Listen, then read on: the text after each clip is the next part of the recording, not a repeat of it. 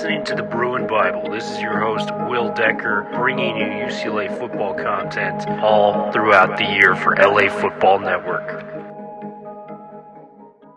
What's up, Bruin Bible listeners? It's your host, Will Decker from the Bruin Bible. We're going to do another offshoot of the podcast, and we're going to do a nice special short to describe to you why I believe UCLA bringing back Chip Kelly is a win-win for not only Chip, but for the UCLA fan base as a whole. And let's go into the depth of it. When Chip Kelly first got to UCLA, the expectations were sky high. This was a guy that had changed the landscape of college football with his spread offense at Oregon, went to the NFL, had two back-to-back 10-win seasons for the Eagles, flamed out there after a 6-9 start with Philadelphia, eventually moved on from the Eagles to the San Francisco 49ers. That one even worse up in the Bay Area. And he tried to go back into college. You know, he interviewed for a job at Florida. The Florida position was open at that time. He went to UCLA, interviewed there. UCLA Bruins ultimately became the school that he represented when all was said and done in the coaching vacancy for Chip Kelly coming back to college football. So Chip comes to Westwood, and immediately, the first game, huge loss to Cincinnati, an opponent that has since gained notoriety, but it was such a bad program loss and a bad first look for Chip Kelly. You know, the team eventually went 0-5 to start that season. And by the time he got to 2020, he had been coaching 2018, 2019, got to 2020, he went 10-21, which was no one can defend that. The first 3 years were a disaster. Even if the 2020 season was COVID shortened, 10-21 is not good by any metrics you spent. However, our guy Chip Kelly, the last 2 years, he has kind of turned the tide. He's led UCLA to two bowl game selections. We had the Sun Bowl this past season, and we had, the Holiday Bowl in San Diego, which eventually got canceled due to a COVID outbreak at that time. So, we should have been playing in two college bowl games in back-to-back years. He was one off of, the program record of 10 wins this past year. Should have won the Sun Bowl. That was an embarrassment. I'm not going to defend that game. But if he wins that game like he should have, that's 10 wins. And we're moving in the right direction. This new deal, I think, is so team-friendly for Chip and the people around, as he's due to make $6.1 million in 2023 and 2024 through this extension, and he'll make $6.2 million in 25, 26, and 27 if selected. But the key part for this is the buyout. If Chip, refuses to change his ways, and we'll dive into a little bit more on that, the buyout for Chip Kelly after this year is $8.5 million. Not, exponentially more high than his, annual salary at UCLA if he's dismissed before December of 2023. And it's only $4.27 million if he's fired before December of 2024. After that, after December 2024, he's got 2 years under his belt at that point in the new contract extension. You can fire him without paying anything. So it's essentially a 2-year clause. He's going to have 2 years to prove himself in the final year of the Pac-12, which is loaded with top-tier talent, and the first year in the Big Ten, which for me is a more superior conference. And I think the reason you got to give him this extension are the following. The offensive mind. Yes, we know the defense is bad. Looking at the passing defense over the last 4 years, UCLA fans know me when I reference this. The passing defense, 119th. 103rd, 113th, and 129th. These are some of the passing yards allowed numbers over the last 4 of the 5 years that he's been at UCLA. It's been atrocious. And, scoring defense, they finished 99th, 108th, and 100th, in 3 of the last 4 years in terms of total points allowed. However, the offensive mind is unparalleled in college football. Maybe a few bigger names in there, but he's squarely in the mix of being one of the best offensive minds in all of college football. Total offense the last 3 years. This is the amount of yards your team accumulates. We were 5th in the entire country last year at number 5, and we were 16th the year prior. So 2 back-to-back top 20 offenses. Rushing yards per game. This is Chip's bread and butter, is generating a rush with just about anybody. We finished 5th in the entire country last year and 10th the year before. In the COVID year that we went 3-4, we were 12th in the entire country. So this is just in terms of rushing yards per game. Chip Kelly is a mastermind at offense and generating rushing yards. The offense is going to be there. And he needed to correct these 2 areas, which I think is a reason he's getting the extension. He needed to fix his recruiting, and he needed to fix the defense. Let's start with the recruiting first.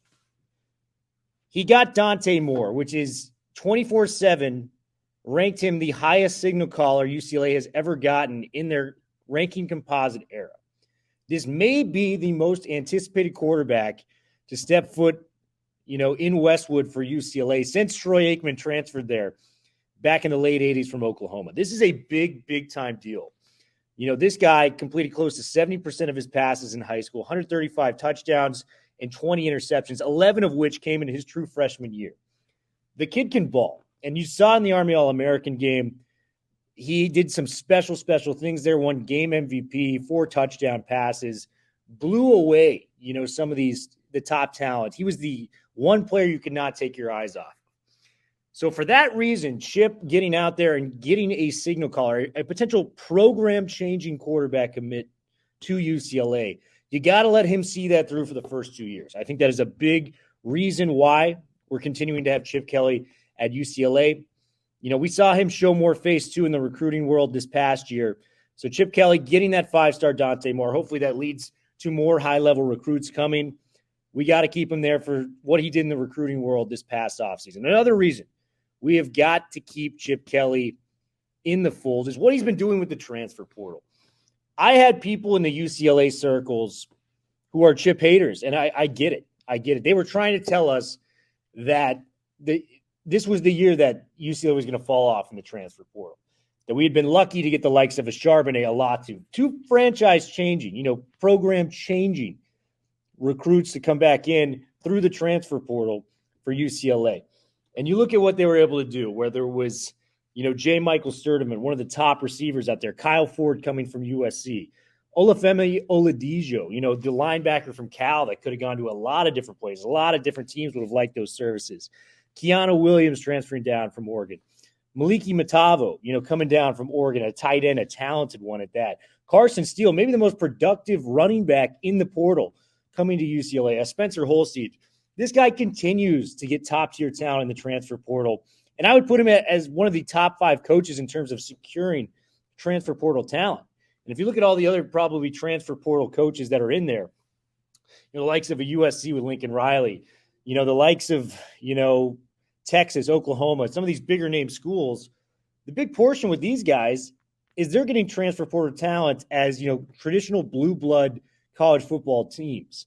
And as much as I love UCLA, those programs' histories trump UCLA. I don't think anyone would even argue that. So the fact that we're doing this with a program that is not considered among the elite, even though I do think we can get there, I think that speaks to what Chip Kelly brings to the program there. And finally, I think the reason that we're willing to take on Chip Kelly in this manner is because he has finally taken the steps to strengthen the defense. I mentioned earlier, the passing defense and, points allowed.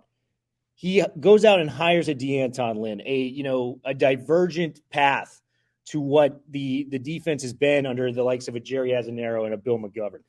We liked Bill McGovern a little bit more than Azzinaro, but McGovern was basically the mentor of Azzinaro when it came to the defense. They coached together. McGovern kind of raised Azzinaro within the system. So it was a very similar system. Not much had changed. Getting DeAnton Lynn, a young, coach that is willing to go out of his way and mold the defense and make the necessary adjustments in a talented secondary group with Jalen Davies, Devin Kirkwood, Jordan Anderson, a very solid Division I starter, a Kamari Ramsey, and RJ Jones. These are talented guys. There's no reason this secondary should be this bad. So getting a coach that allows them to be the best that they can be and coach them up in the right ways, I think it's going to make a difference. And then Cody Whitfield coming down as a secondary coach. Sacramento State had a very solid, defensive back unit that Whitfield had overseen as, the coach for Sacramento State.